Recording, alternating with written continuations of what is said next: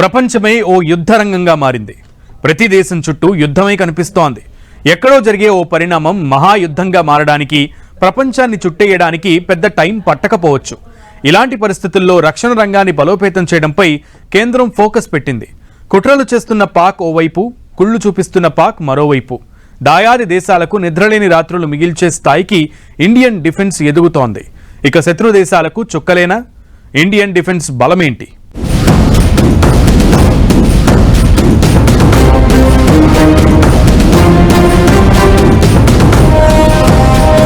రోజు రోజుకు strong అవుతోన్న defence. భారత అమ్ముల పొదిలోకి సరికొత్త ఆయుధాలు. పాకిస్తాన్, చైనాకు ఇక నిద్రలేని రాత్రులే. శత్రువుల వెన్నులో ఇక వణుకు పుట్టాల్సిందే. డిఫెన్స్ లోకి చెండ ప్రచండ్ హెలికాప్టర్.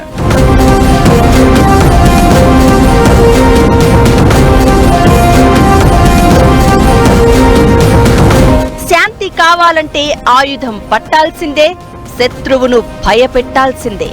ఇలానే తయారయ్యాయి ప్రపంచ పరిణామాలు. రష్యా యుక్రెయిన్ యుద్ధం ఓవైపు, ఇరాన్ ఇజ్రాయెల్ ఉద్రిక్తతలు మరోవైపు, నక్కల్లా తొంగి చూస్తున్న పాక్, చైనాలు ఇంకోవైపు. ఎప్పుడు ఏం జరుగుతుందో తెలియని పరిస్థితి. ఏం జరిగినా, ప్రమాదం ఎక్కడి నుంచి దూసుకొచ్చినా అప్రమత్తంగా ఉండేలా భారత్ అలర్ట్ అవుతోంది. రక్షణ రంగాన్ని బలోపేతం చేస్తోంది.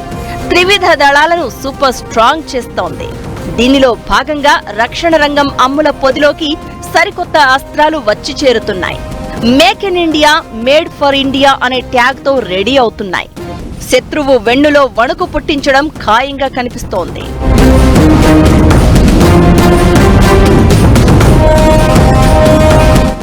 రక్షణ రంగంపై మోదీ సర్కార్ ప్రత్యేకంగా ఫోకస్ పెట్టింది. భారీగా నిధులు కేటాయిస్తోంది. 2025 బడ్జెట్లో రక్షణ రంగానికి 6.81 లక్షల కోట్లు కేటాయించారు. గత బడ్జెట్తో పోలిస్తే రక్షణ రంగ కేటాయింపులు 9% పెరిగాయి. రక్షణ వ్యయం భారీగా పెంచిన మోదీ సర్కార్ సరికొత్త రికార్డు క్రియేట్ చేస్తోంది. 2023లో అత్యధికంగా సైనిక వ్యయం చేస్తున్న టాప్ 10 దేశాలలో భారతదేశం 4వ స్థానంలో ఉంది. ఇక సాయుధ దళాల ఆధునికీకరణే లక్ష్యంగా ఈ ఏడాదిని సంస్కరణల సంవత్సరంగా ప్రకటించిన రక్షణ శాఖ త్రివిధ దళాల బలోపేతానికి కీలక నిర్ణయాలు తీసుకుంటోంది. సరికొత్త ఆయుధాలను రక్షణ రంగం అమ్ముల పొదిలోకి చేరుస్తోంది. ఎవరో ఇచ్చే ఆయుధాల మీద ఆధారపడడం కాదు, మన చేతుల్లో మన ఆయుధాలు అనే కాన్సెప్ట్ తో స్వదేశంలోనూ ఆయుధాల తయారీ వేగవంతం చేసింది. చైనా, పాకిస్తాన్ లాంటి పొరుగు దేశాలను ఎదుర్కోవడానికి భారత్ మరో కీలక అడుగు వేయబోతోంది. హిందుస్థాన్ ఏరోనాటిక్స్ లిమిటెడ్ నుంచి భారత సైన్యం వైమానిక దళం కోసం 156 తేలికపాటి ప్రచండ్ యుద్ధ హెలికాప్టర్ల కొనుగోలు ఒప్పందానికి ఆమోదముద్ర వేసింది. 156 పోరాట హెలికాప్టర్లలో 90 భారత సైన్యం కోసం, 66 భారత వైమానిక దళం కోసం ఉపయోగిస్తారు. పూర్తి స్వదేశీ పరిజ్ఞానంతో డిజైన్ చేసి అభివృద్ధి చేసిన యుద్ధ హెలికాప్టర్లివి. భద్రతపై కేబినెట్ కమిటీ ఆమోదం తెలపడంతో హెలికాప్టర్ల కొనుగోలుకు సంబంధించిన 2 ఒప్పందాలపై రక్షణ శాఖ ప్రతినిధులు సంతకాలు చేశారు. మేక్ ఇన్ ఇండియాకు ఇదొక గొప్ప ప్రోత్సాహకమని, ఈ 2 ఒప్పందాలతో 8,500 మందికి ఉద్యోగాలు లభిస్తాయని కేంద్రం అంటోంది.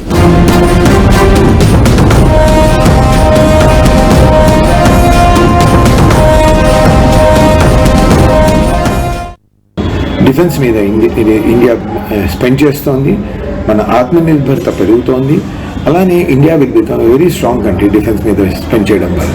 అండ్ డిఫెన్స్ ఎక్స్పోర్ట్స్ చేయడం వల్ల మన గవర్నమెంట్ స్పెండ్ చేసే money on the defence industry and R&Dది we can get it back to our country. Prachand అనేది లైట్ కంబట్ యుద్ధ హెలికాప్టర్. దీన్ని ప్రపంచంలోని చాలా దేశాలు వాడుతున్నాయి. ఈ హెలికాప్టర్లు 5,000 నుంచి 16,500 అడుగులు, అవసరమైతే 21,000 అడుగుల ఎత్తులో ల్యాండ్ అవ్వగలవు, ఎగరగలవు. సియాచిన్, హిమానీ నదం, తూర్పు లద్దాఖ్ లాంటి ఎత్తైన ప్రాంతాలకు ఇవి చాలా అనుకూలం. ఈ హెలికాప్టర్లు ఆకాశం నుంచి భూమికి, ఆకాశం నుండి ఆకాశానికి క్షిపణులను పేల్చగలవు. దీని నుంచి ఏ యుద్ధ విమానాన్ని అయినా ధ్వంసం చేయవచ్చు. బార్డర్లో తోక జాడిస్తున్న పాక్ చైనాకు చెక్ పెట్టడంలో ఈ హెలికాప్టర్లు కీలకం కాబోతున్నాయి. కార్గిల్ యుద్ధ పరిణామాలు మిగిల్చిన అనుభవాలతో ప్రచండ్ హెలికాప్టర్ కొనుగోలుకు కేంద్రం గ్రీన్ సిగ్నల్ ఇచ్చింది. అత్యధిక ఎత్తులో శత్రువులను గుర్తించడంలో భారత సైన్యం ఇబ్బందులు పడుతోంది. MI-25, MI-35 హెలికాప్టర్లు ఉన్నా ఆ ఎత్తులో వాటితో పెద్దగా ఉపయోగం ఉండదు. అయితే ఇప్పుడు ప్రచండ్తో ఆ సమస్య తీరనుంది. రక్షణ రంగంలో ప్రచండ్ ఓ గేమ్ చేంజర్ గా నిలవబోతోంది.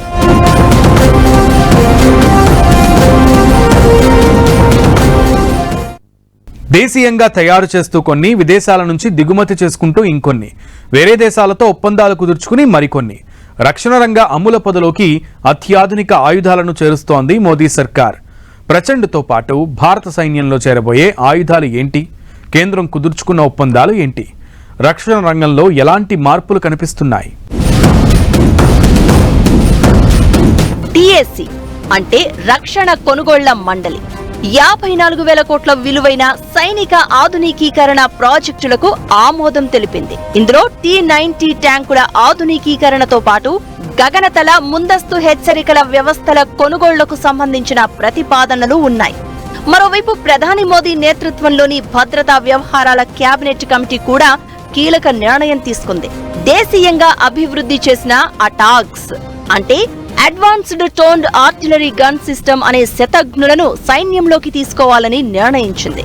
దీనికోసం 7,000 కోట్ల విలువైన భారీ ఒప్పందానికి ఆమోదం తెలిపింది. మొత్తం 307 శతఘ్నులను సైన్యం కోసం కేంద్రం కొనుగోలు చేయనుంది. దీంతో పాటు 327 గన్ టోయింగ్ వాహనాలకు ఆర్డర్ ఇవ్వనుంది. అటాక్స్ దేశీయంగా అభివృద్ధి చేసిన 150 mm శతఘ్ని వ్యవస్థ. ఇందులో 52 క్యాలిబర్ బ్యారెల్ ఉంటుంది. 45 కిలోమీటర్ల పరిధిలోని లక్ష్యాలను నాశనం చేయగల సామర్థ్యం దీని సొంతం.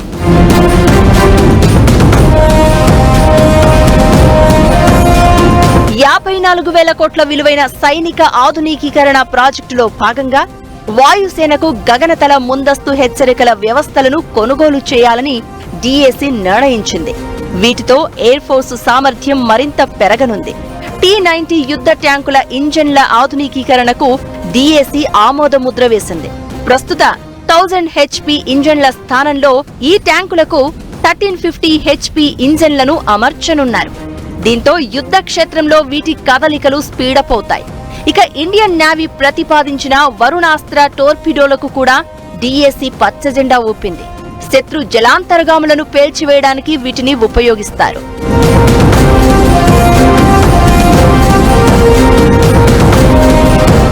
వీటితో పాటు 2 అణు జలాంతర్గాముల నిర్మాణం, 31 మిసైల్ ఫైరింగ్ డ్రోన్స్ కు కేంద్రం ఎప్పుడో గ్రీన్ సిగ్నల్ ఇచ్చింది.